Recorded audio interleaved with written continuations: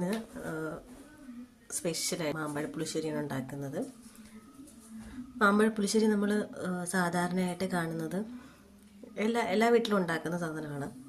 പലരും പല രീതിയിലാണ് ഉണ്ടാക്കുന്നത്. ഇവിടെ ഇന്ന് സാധാരണ നമ്മൾ സിമ്പിളായിട്ട് വയ്ക്കുന്നത് കാണിച്ചു തരാം. ശർക്കരയൊക്കെ ഇട്ട് നെയ്യിൽ വരട്ടി അങ്ങനെയും മാമ്പഴ പുളിശ്ശേരി വയ്ക്കാറുണ്ട്. പക്ഷേ അതിലെല്ലാത്തിലും മാമ്പഴ പുളിശ്ശേരിക്ക് പറ്റിയ മാങ്ങയാണ് വേണ്ടത്. നല്ല മണമുള്ള മാങ്ങയാണ് ഇത്. ചെറിയ മാങ്ങയാണ്, ചെറുതാണ്, കാണാൻ ചെറുതാണ്. ഇവിടെയൊക്കെ പറയും ഇങ്ങനെ ഊറി കുടിക്കുന്ന മാങ്ങയൊക്കെ പറയും. അതായത് നന്നായിട്ട് ഇതിങ്ങനെ പിതുങ്ങിയിരിക്കുകയായിരിക്കും. ഇതിന് കട്ട് ചെയ്യേണ്ട ആവശ്യമില്ല, അല്ലാതെ തന്നെ നമുക്ക് നല്ല മധുരം ഉണ്ടാവും, നല്ല മണമാണിതിന്. അപ്പം മാങ്ങയാണ് ആ മാമ്പഴ പുളിശ്ശേരി ഏറ്റവും ഹൈലൈറ്റ് ആയിട്ടുള്ള സാധനം. നമ്മൾ എടുക്കുന്ന മാങ്ങ, അതിൻ്റെ ഒരു ടേസ്റ്റാണ് ആ മാമ്പഴ പുളിശ്ശേരിക്ക് ഉള്ളത്. അപ്പം ഇപ്പം നമുക്ക് ഇന്നൊരു 3-4 മാങ്ങ കിട്ടിയിട്ടുണ്ട്. അത് വെച്ചാണ് ഇന്ന് മാമ്പഴ പുളിശ്ശേരി ഉണ്ടാക്കുന്നത്. അപ്പോൾ നമ്മളൊരു ഇതിനകത്തേക്ക് ഒരു ചെറിയ ഇതിലാണ് നമ്മൾ പുളിശ്ശേരിയൊക്കെ വെക്കുന്നത്. ഇതിനകത്തേക്ക് ഇട്ട് കൊടുത്തിട്ടുണ്ട്. ഇതിനകത്ത് ഇതെല്ലാം ബാക്കി 2 ഇട്ട് കൊടുത്തിട്ടുണ്ട്. ഇനി 2 കൂടി ഇട്ട് നമുക്ക് ഒരു പച്ചമുളകും കൂടി ഇട്ട് നന്നായിട്ട് വേവിച്ചെടുക്കണം. അപ്പം അതിന് നമുക്ക് പിന്നീട് തേങ്ങ വേണം, കറിവേപ്പില, ജീരകം, വെളുത്തുള്ളി, കുറച്ച് മഞ്ഞൾപ്പൊടി, പച്ചമുളക്. ഇത്രയാണ് നമുക്ക് അരപ്പിനാവശ്യമായ സാധനങ്ങൾ. പിന്നെ തൈര് നമ്മുടെ ഇഷ്ടത്തിന് എടുക്കാം. ഇതിപ്പം കുറച്ചധികം ഉണ്ട്, നമ്മൾ വീട്ടിൽ തന്നെ വെക്കുന്നതാണ്. അപ്പം 4 മാങ്ങ ഇതിനകത്ത് നന്നായിട്ട് ചെത്തിയെടുത്തിട്ടിട്ടുണ്ട്. കണ്ടോ, നല്ല പഴുത്ത മാങ്ങയാണ് കേട്ടോ. അതിലേക്ക് ഒരു പച്ചമുളക്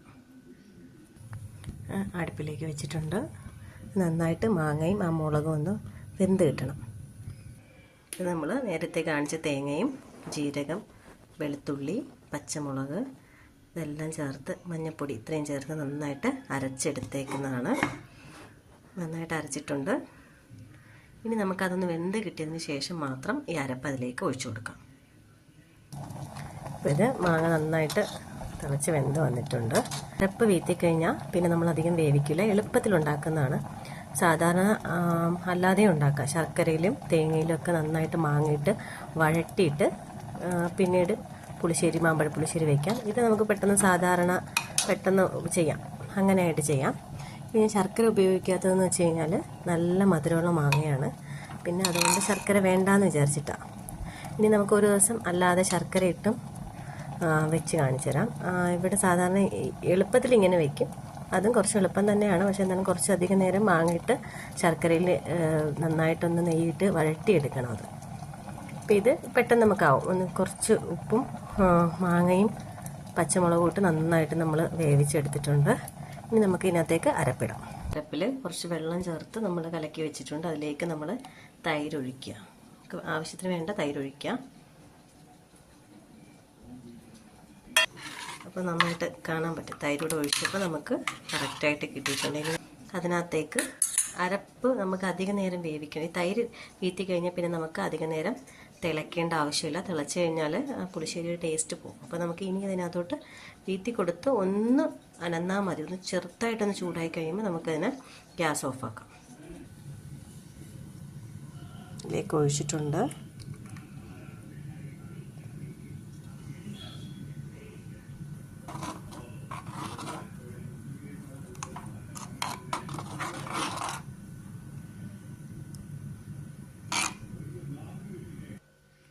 ഇത് നന്നായിട്ടൊന്ന് റെഡി ആയിട്ടുണ്ട്.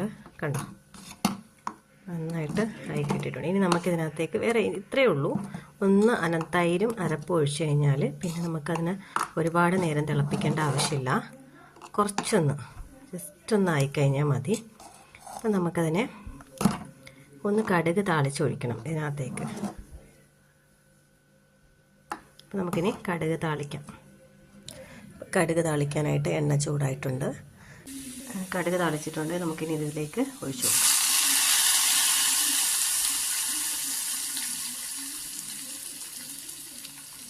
അപ്പോൾ ഇത്രയേ ഉള്ളൂ. നമ്മുടെ മാമ്പഴ പുളിശ്ശേരി റെഡി ആയിട്ടുണ്ട്. കണ്ടോ, നല്ല ടേസ്റ്റി ആയിട്ടുള്ള മാമ്പഴ പുളിശ്ശേരിയാണ്. എല്ലാവരും ഒന്ന് ചെയ്ത് നോക്കുക. ഇത് മാങ്ങയ്ക്ക് നല്ല മധുരമുണ്ട്.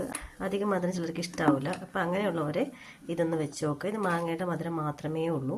നമ്മൾ ശർക്കരയോ അഡീഷണൽ ആയിട്ട് ഒന്നും ചേർക്കുന്നില്ല. ഇനി ശർക്കര വെച്ചും നമുക്ക് ചെയ്യാം.